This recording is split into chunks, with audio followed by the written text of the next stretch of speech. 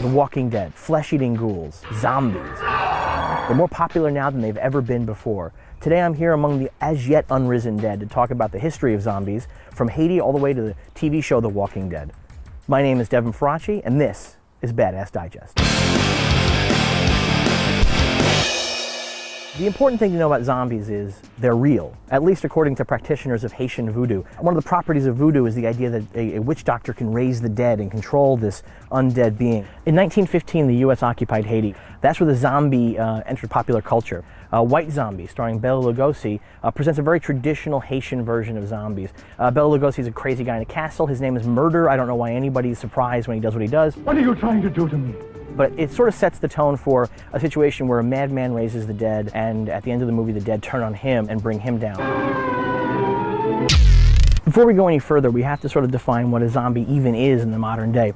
A zombie is not a Frankenstein's monster. Frankenstein monster is made up of different dead bodies. A zombie is one dead body, perhaps in a group, reanimated. A zombie is not a mummy. A mummy is a reanimated dead body that has intelligence and has a mission. Zombies are not people with rabies. Even though movies like Rabid or George Romero's The Crazies exhibit zombie-like elements, these are not dead people. These are people with the disease, and potentially they're curable. In the 50s, zombies became science fiction creatures raised from the dead by aliens. Plan 9 from Outer Space is the classic example of aliens coming to Earth and raising the dead. It wasn't until 1968 when what we know as a zombie today truly hit cinema screens. Night of the Living Dead.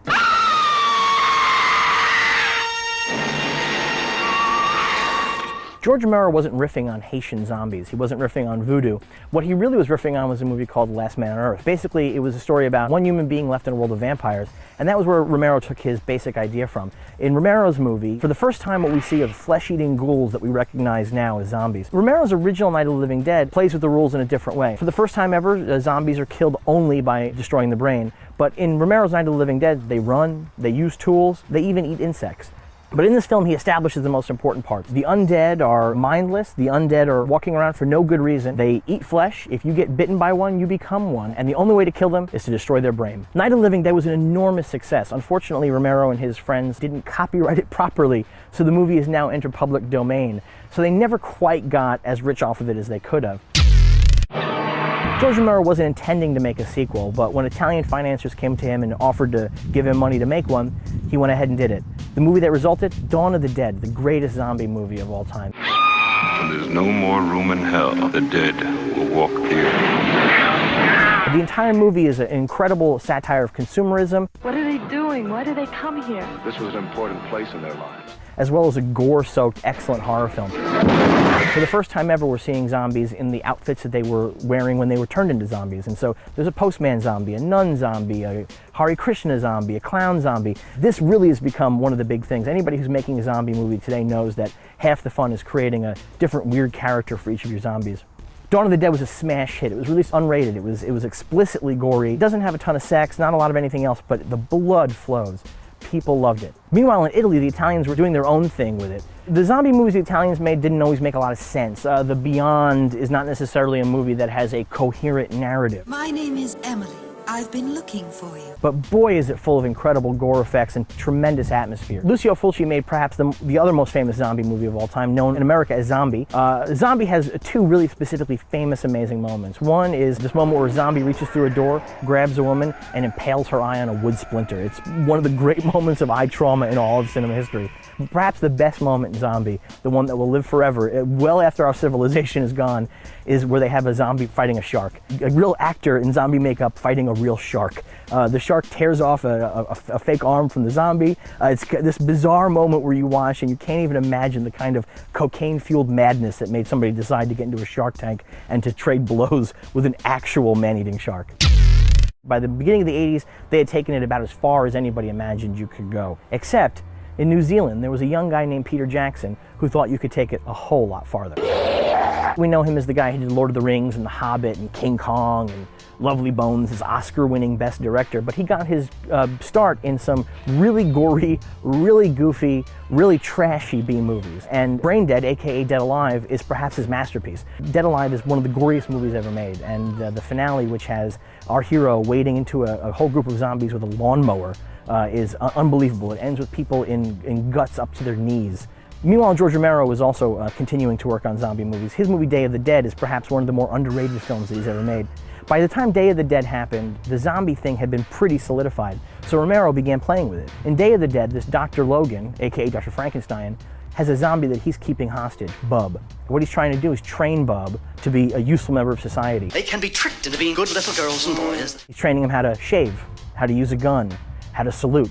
It's pretty next generation stuff. Nobody's really picked up on what Romero was doing here. The idea that Bub the zombie remembers bits of his own life from before, that Bub the zombie could actually be the hero of the movie at the end. After Night of the Living Dead, George Romero and his producing partner broke up, and Romero took the Dead title, the producing partner got the Living Dead title, and that's where we get Return of the Living Dead. Return of the Living Dead is a more comedic take. It's written and directed by Dan O'Bannon, the guy that you might know best as the guy who wrote Alien. Return of the Living Dead gave us one really important piece of zombie lore. Return of the Living Dead is the first place where zombies want to eat brains specifically. Even as zombies became synonymous with The Walking Dead, the gut-munching ghouls, there was one movie that went back to the Haitian voodoo roots. That's Wes Craven's Serpent in the Rainbow. Don't let them bury me. It's not necessarily the most successful movie, but it's a movie that really is unusual in the time because I can't think of that many other films that tackle the Haitian voodoo stuff in the way that Craven does in Serpent in the Rainbow. It also has a guy getting his dick nailed to a chair, which is, a thing.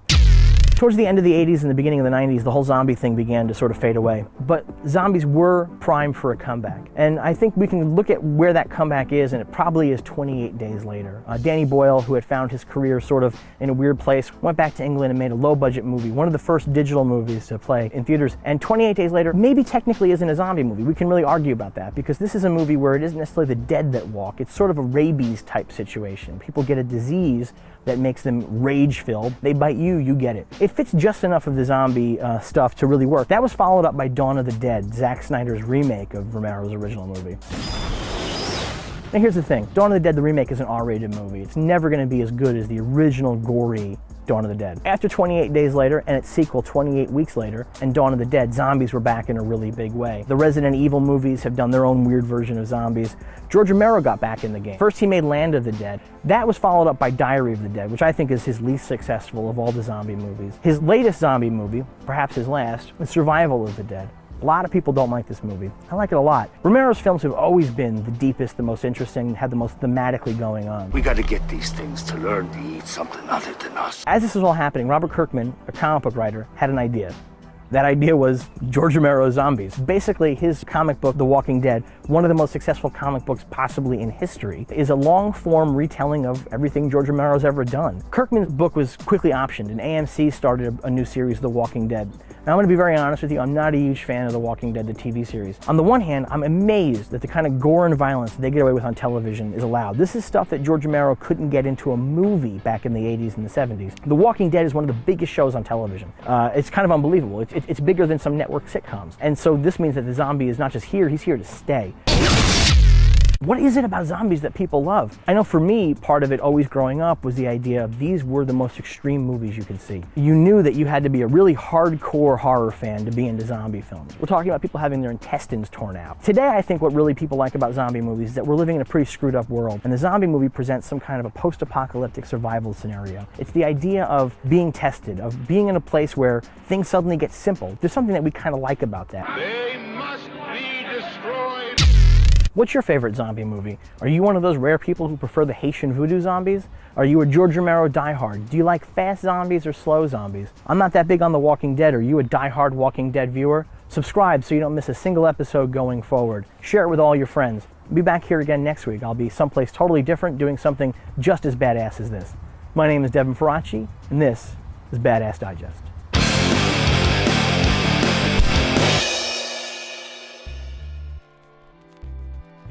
Get your film fix. Subscribe to Cinefix.